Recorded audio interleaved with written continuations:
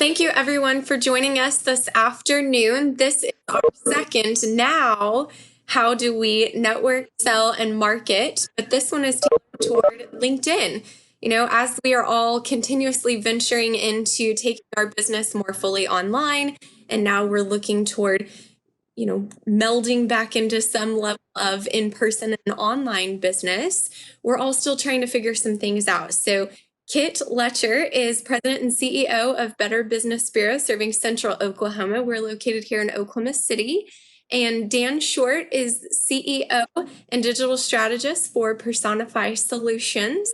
And I'm your host / co-presenter, Allison Abbott, vice president of communications of Better Business Bureau, serving Central Oklahoma. So the three of us continue to partner together on this Now How series.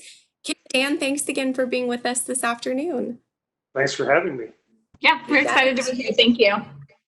Good. Well, let's dive right in. We scheduled this one to be a little bit more of a shorter format, roughly a half hour. So again, we're focused on how do we network, sell, market, all on LinkedIn. So Kit, let's start with you. Let's, kind of focus back like we did in the first series, and let's talk about networking. So not going to in-person networking events right now and may not still for the foreseeable future. How do we better network on LinkedIn, and what are some best practices in that platform? Yeah. So I have a piece for today, which I'm super excited about. I don't know if you guys saw this.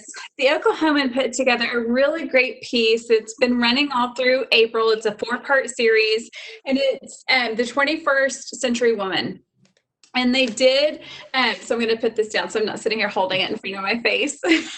They did different articles essentially from different individuals within our community that are either established or up and coming leaders who talk about different things that are really important to them. And I was lucky enough to have a portion of this, and I talked about leadership because that's something that has always been really important to me in my role, especially at BBB. But what's great about it is going through there and reading the different articles and the different individuals that are there. I get an inside perspective on what that person thinks about, like, maybe it's mentoring or technology or organizational behavior or management skills or just different things that they wrote their articles on. And so from that, I have a really good insight and just picture into that individual. And so from there, what I can do is then go to LinkedIn, find that person that I want to connect with and say, hey, Melissa, I saw your article in the Oklahoman, and I really loved how you referenced reputation management for businesses, and talk specifically about the thing that was intriguing and what really made me gravitate towards that person. So it establishes that connection on the front end. Because we can do so many different things, especially with LinkedIn, but just in the networking world, to really make ourselves stand out, but also to form those connections. And the things that I have found to be the most successful for me is when I'm reaching out to somebody, I'm putting something really specific in there as to why I am contacting that person. And when I get those invites for people to connect with me, I love it when it has that message that says, hey, Kit, I saw your article, or I saw that you did this news appearance and you talked about this kind of scam. My parent has experienced that, or whatever it is, just helping to bring those ties together so that I know what that relationship's going to look like. An example of this is I had a gentleman reach out to me not too long ago from a nationwide payroll company. And they have an office here in Oklahoma City, and it's somebody that we've actually worked with previously, not the individual, but the company. And we did not have the best experience with them. And so he reached out to me and said, hey, Kit, I'm kind of new to the area, and I'm really trying to get more information about how to network in Oklahoma City. And I would love to pick your brain because I see that you are a part of several different organizations that I'm interested in. And so I just wrote back to him and said, I'm happy to connect with you. However, I need to be really upfront. If this is a solicitation connection, then please don't waste your time on me because I am really not interested in doing business with your company. If you are, however, interested in just the connection and learning how to network, and that's something that we can develop going forward, I am absolutely happy to help you and talk through that and figure out how we can work together in that arena. And so I just kind of put those two things into their own buckets and identified like which one was he really looking for. And so he was very gracious and said, nope, it's not a solicitation call. I really am wanting to know about networking and about the different groups that you're a part of. And so when I talked to him, we had a great conversation, and I just told him how much I appreciated him being transparent and taking my feedback that I really didn't want that solicitation.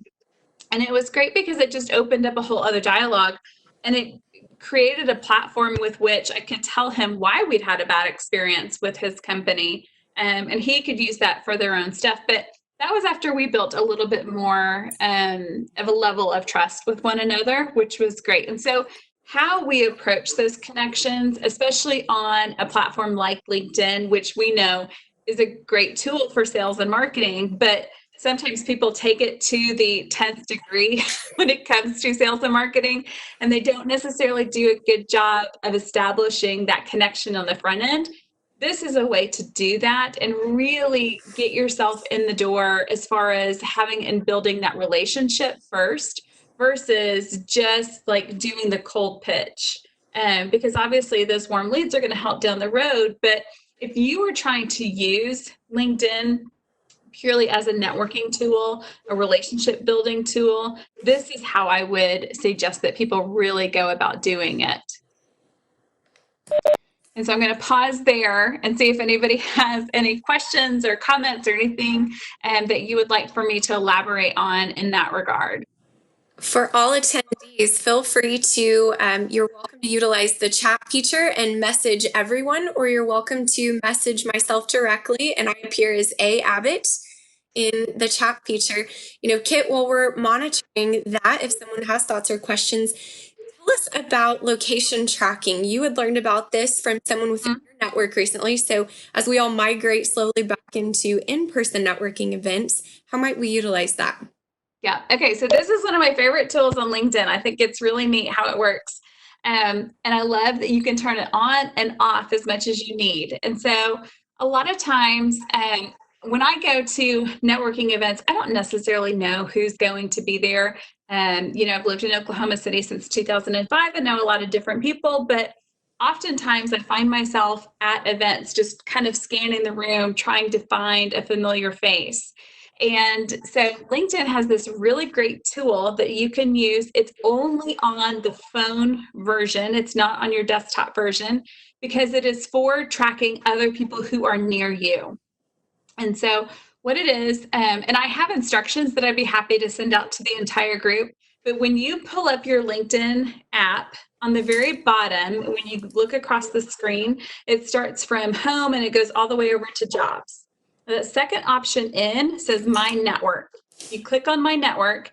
It then pulls up different people that you're associated with that want to invite you to connect with them, different things like that.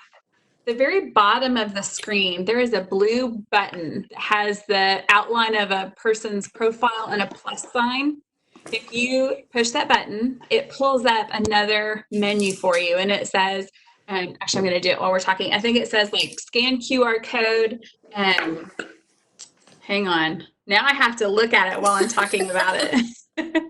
So it says My Network. It's got the little person down there.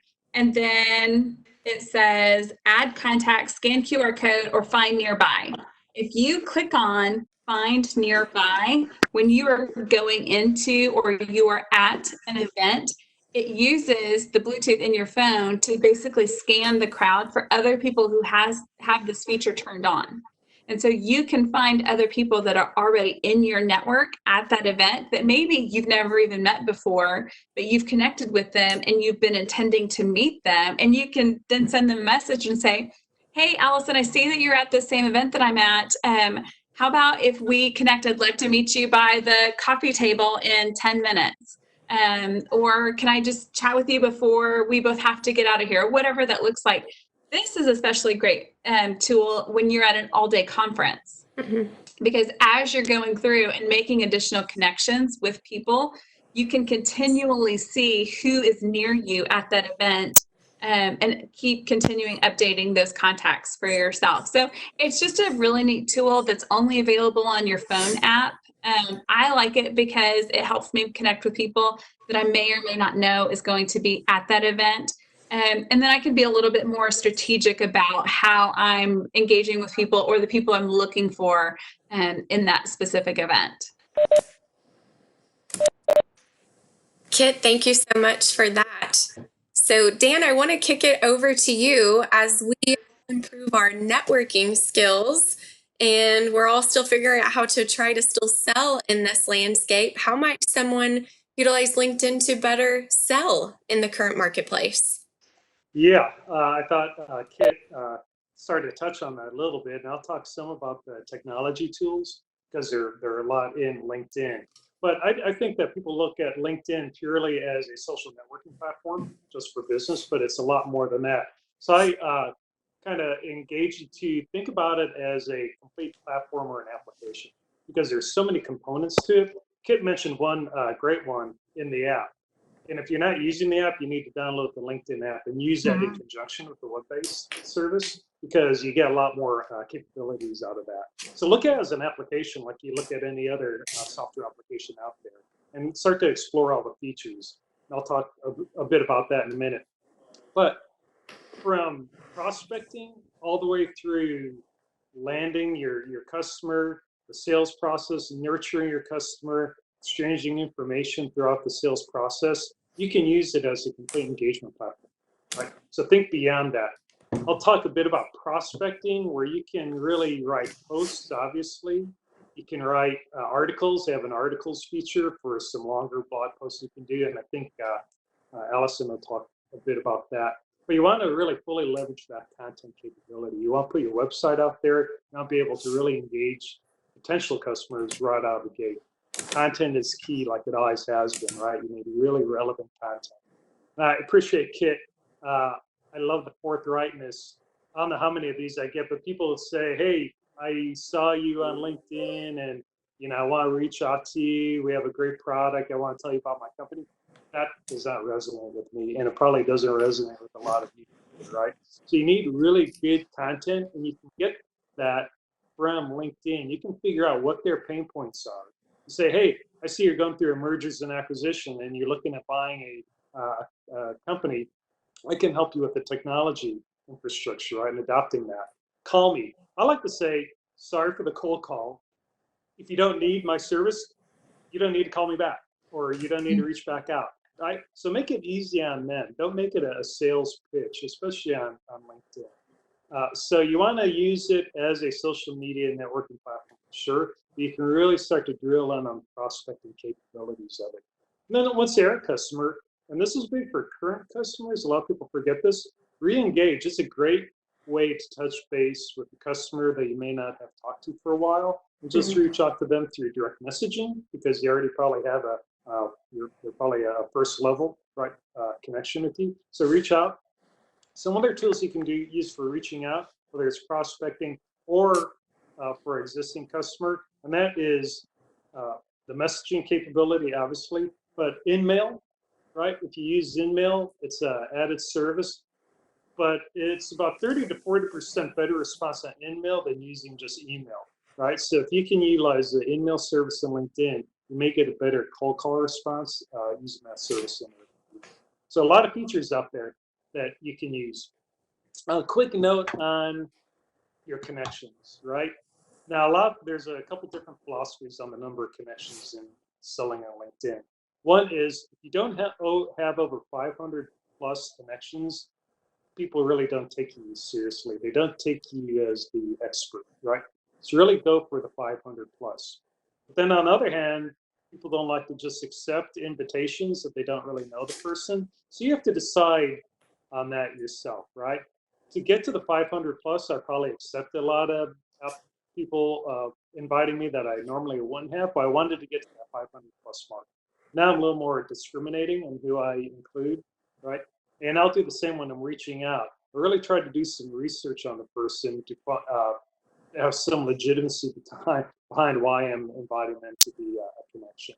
So think about that as you build your connection base, but really start to think about why you're doing it, and how you're going to approach that, getting those people connected. Because once you have that, now you can deliver really good content to them over time. And you can use some of those vehicles that I talked about earlier to do that.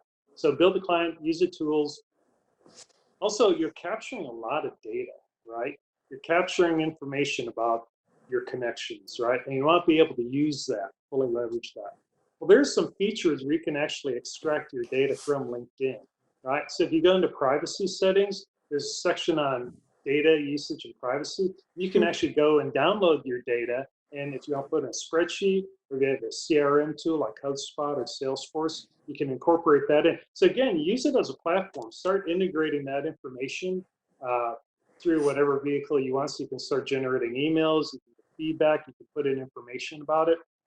You can actually use LinkedIn as a CRM tool, right? While you're prospecting, while you're developing in the sales cycle, there's a way to enter in information about a current lead, right? And it's pretty rudimentary, but you can do it. So you can really use it in a lot of different ways. There are a lot of third-party tools. So look at one called Crystal. There's a interesting product that they have a free version and a paid version, and it analyzes your connection and starts to build a customer persona for those connections based on the information it can gather from LinkedIn. It's pretty cool. A little scary, but kind of neat how it does it. And you can start to really use that to qualify and pre-qualify some of your leads as you launch off your sales cycle. So on your sales cycle, make sure you define what your sales approach is going to be. Hey, I'm going to do prospecting on LinkedIn. I'm going to do it this way. Once they acknowledge, I'm going to use email to send maybe some virtual brochure information, right? I may post a video to them about my proposal. I had a client do this where they put a proposal together using video and then send video instead of proposal, right? And then they follow up with an email about the detailed information. So a lot of different ways to use LinkedIn. I think finally, you want to go ahead and explore some of the tools out there like Sales Navigator, but they are a bit expensive. So that might be a tool you use later on, but Sales Navigator really gives you that power surge and being able to use LinkedIn for a lot of the prospecting sales capabilities. So again, if you have any questions, I know I shot a lot of stuff at you real quickly. I felt myself talking really fast. So if you want to talk more about it, you can reach out to me through Better Business Bureau, or go ahead and post the chat to us and respond to best. So, Dan, thank you for that. Lots of great tools that we should all go Google and learn a little bit more about in that. Good. Really quickly and lastly, Dan, I wanted to share with the group. So, feel free to jump in here. I had a really interesting, what I thought was a really smart sales tactic happen to me recently. I got a message from a local ad agency that saw that my team at BBB, the marketing team, is hiring and we have a role open. And so they reached out and basically said, hey, if you need help fulfilling those things, what that role would manage basically for in-house work, we can do that for you. So thoughts on maybe utilizing job postings as a prospect tool? Great tip. And thanks for reminding me, because I actually have that in my notes. So yeah, I do that a lot. I go through job prospecting. If nothing else, it tells me that the company is growing and expanding, and sort of where they're expanding by the type of people they're trying to hire.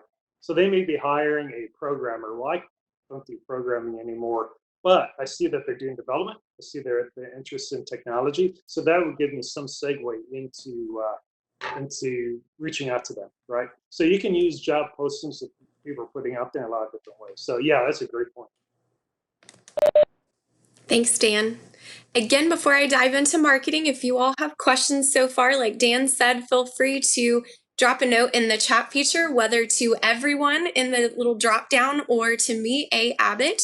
And I'm going to dive into some marketing tips specific to LinkedIn. So this one might seem really obvious, but folks forget about it. And especially as you are now networking, selling, and marketing further online in the current marketplace or landscape, make certain that a link to your LinkedIn page is somewhere on your website. So a lot of folks tend to put this either in the header near the main navigation or in the footer, where somewhere where it's consistent, where people can find it. And that would be best practice from a user experience to have it be consistent on every page. If you're not familiar with how to do that, there are lots of great web developers and designers that are around town, around the greater metro area, and all over the region and US, as it were. But, we're happy to help steer you in the right direction at BBB if you have thoughts or questions, if you don't have someone that manages that for you.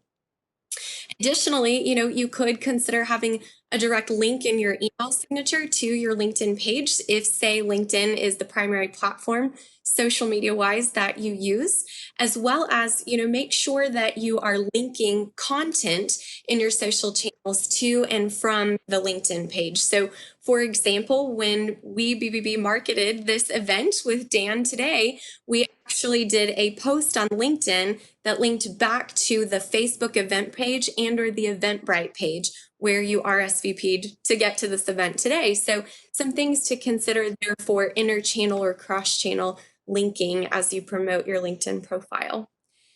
Some other things to think about, Dan, you kind of talked about this sales-wise about persona, but from a marketing and sales perspective, I think it's really great, and networking too, of course, to understand who is on LinkedIn. So I pulled some stats for you. Sprout Social, if you're not familiar with that tool, they are familiar and basically handle social media management or scheduling.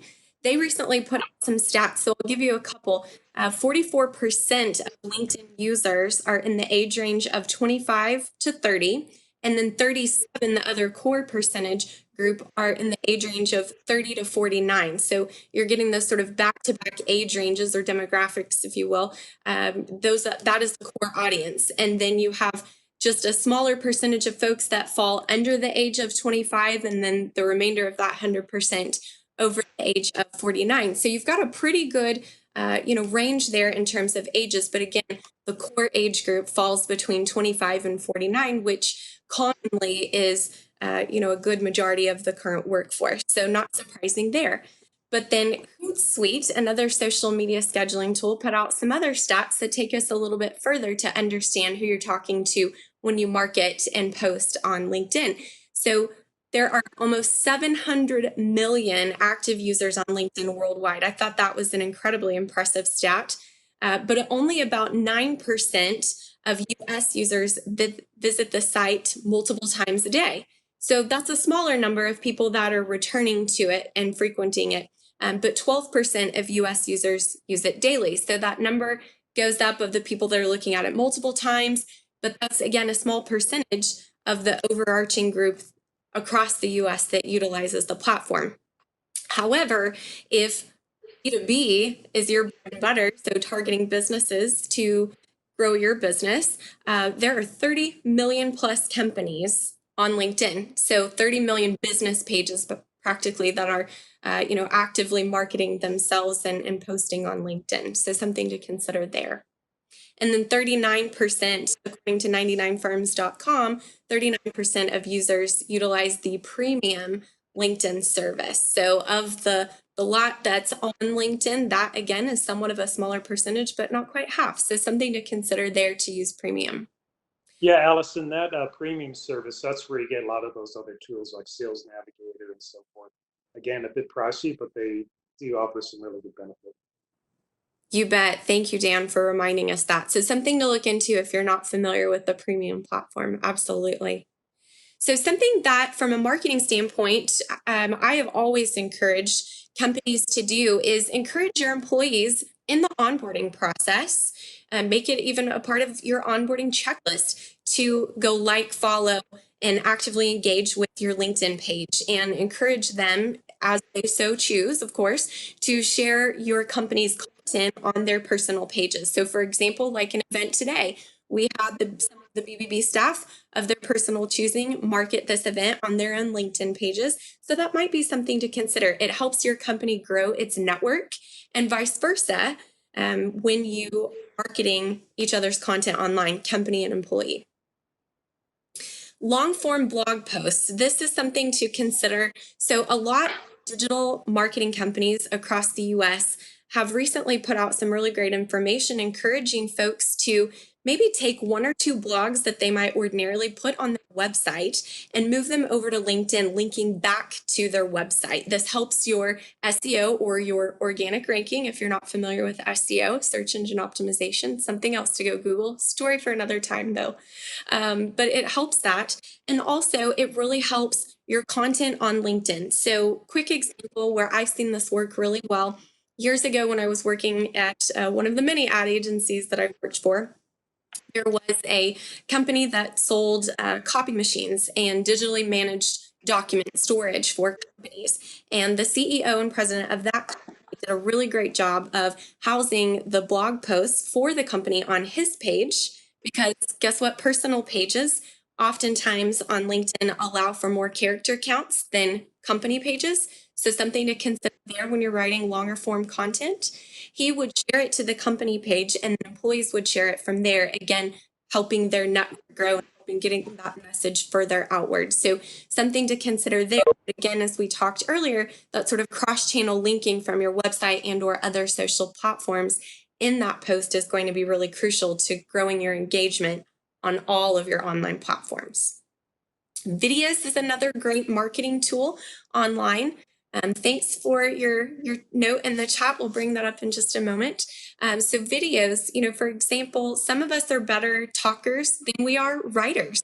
So you may encourage folks to organically just hold up a camera or an iPad and film themselves talking for a minute or so. And that could be content that you schedule either for social media purposes or just to get a message out, especially in the current landscape when we're all giving and sharing and seeking information to better our businesses and encourage ourselves, especially when we're all working and connecting more remotely in this current time. So the other things to think about in the videos, LinkedIn mandates that the video cannot be larger than 5 megabytes, and you can only upload one video per post. So you can't do multiple videos at one time. If you create, say, a series of videos, encouraging you to put them out one at a time with some content and basically tell people, as always in advertising, why they should click on that. So let's take a look at the quick chat here. So the person put in the chat, we talked about prospecting on LinkedIn as well as getting to know someone and adding a personal element. To the panel, what is your advice on sending someone an invite to connect, but also offering a reason for connect? Great question. Yeah, so I'll take a first shot at it. That's where I was talking about content, right? If you know something about them, right, or their company or what they're going through, if you can identify a pain point, that's a great way to reach out. Hey, I saw you were, posted you're looking for a job, or I saw your company hiring, I saw you're relocating, whatever fits into your demographic, you can find out some pain point that they might have and use that for a reason to engage. That's going to work so much better than just saying, hey, I saw your title and I want to, try to sell you something. Rarely. I know that turns me off. So try to find that reason, right, for reaching out to them and do some research to do that. Yeah, and I'll just add into that. Taylor, thanks for the question and the example, because I think so often, it feels, and to your point, salesy to reach out to people that way. But if you are genuinely reaching out to them because you see something on their post or like an evolution of their business where you think you can be a benefit to them and you can add in why you think you're a benefit, I think that's such a good way to engage with somebody. And you can say, like, I actively see that you are doing this, and I think I can help your business by doing, XYZ or whatever your expertise is. That would be so instrumental in furthering that conversation. Yes. I know I get a lot of basically messages from people that'll say, hey, we can help you grow your sales by 39% or whatever. It's like, how do you even know what my sales are? Like, that statistic. Exactly. And it just feels very disingenuous and like they did not do any research. So I think the approach that you have in there would be perfect of, I see that you're doing this and I want to help you further that. And here's how we could help supplement or support your business or your growth or whatever that looks like. by doing this area of expertise that we hold. So yeah, I think that's a great way to do it. Kit and Dan, thanks for your feedback and thank you for the question. So lastly, on marketing, and we're right on our time, so we'll start to wind down here, but ads. If you have not looked into LinkedIn advertising, I really encourage you to do so, especially if you're wanting to get some additional and qualified eyes, if you will, on your ads. So from an experienced marketer's perspective, while I feel that LinkedIn ad platform is not quite as sophisticated as Facebook and Instagram's. It doesn't have quite the same level yet of details for targeting capabilities that does. It is still really valid, and you're getting a really core and captive audience. Again, if you're going after more of a B2B and or more of a professional type audience. For example, other stats that exist, encourage you to go read about those, about more of the demographics, if you will, of the typical LinkedIn user. They tend to be more highly educated. They tend to consume a lot more news and, some different things like that. So depending on who you're wanting to go after, encourage you to look at that. It works with all types of budgets. So something to consider and look into there. Kit and Dan, is there anything else that we should include today in regard to LinkedIn? Yeah, just one takeaway that all the conversations, in fact, message from a viewer, that personalization, just be as open as you can, right? It's personal, that personal interaction, because it's digital, right? So make it as personal, going, hey, sorry, I know it's a cold call. Or, I know you don't like getting these, but, I thought I might be able to help you. If you put them at the middle of it, or the focus of it, like Kit talked about, and really, you truly want to help them, that's going to take you so much further. In video, you can really personalize things through video because they get to know you and interact with you a little bit. So personalization would be my takeaway. And Allison, I had one last thing that I was thinking about while we were sitting here talking, and just different ways that we can network on LinkedIn. And so I went and grabbed my stack of business cards, because these are all the business cards that I have collected at in-person networking events. It's kind of a huge stack for me.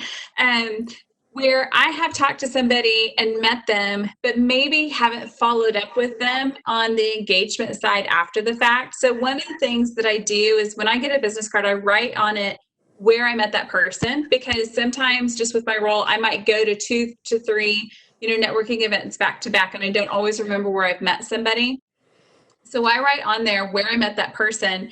And now's a great time where I have a little bit of downtime that I can find that person on LinkedIn, shoot them a message and say, hey, Janet, it was great to meet you at the South Oklahoma City Chamber last January. I didn't get a chance to follow up with you then, but wanted to reconnect with you and see if we could, have a conversation about whatever we were talking about that day, just something that helps bring it full circle.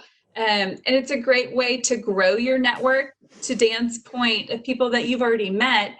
So they're not really people that are growing that you haven't met, that you don't know if they're a good fit for what you're trying to do.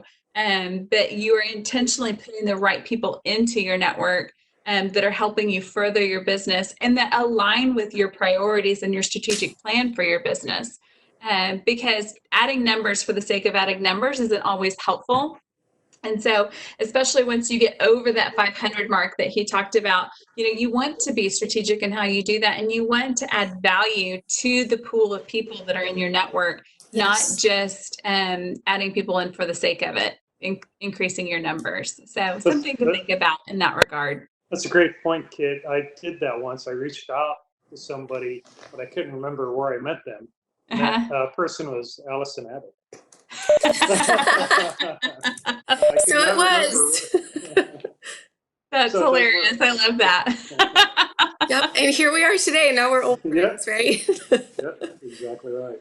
I love it. The last thought I had that helps encompass all of this, one big way that folks can enrich their current network on LinkedIn is offering to write reviews for people, especially in the current time frame when unfortunately a lot of folks are furloughed and or laid off, and they are searching in a marketplace where there are frankly not a whole lot of jobs open, and they're looking to put their best foot forward, professionally speaking, of course. And so I think where I've seen really work for people is simply reaching out and saying, hey, if you're open and willing, I'd love to write you a review. And in return, no time frame on it, no deadline on it per se. Would you be willing to also write a review for me? That is something that is unique to the LinkedIn platform that not all other social media channels have.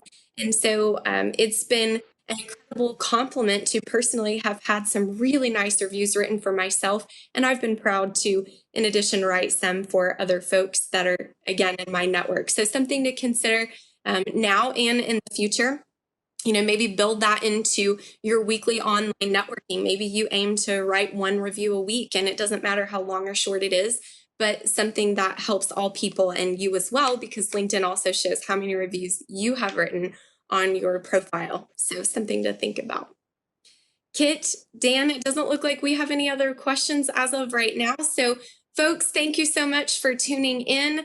Check on BBB's social media channels for the next Now How series, as well as check back on buildwithbbb.com, our events calendar. We have lots of great events coming up in May, and we look forward to seeing you all again soon. Kit, Dan, thanks for your time. Thank you so much. Bye-bye, everybody. Bye.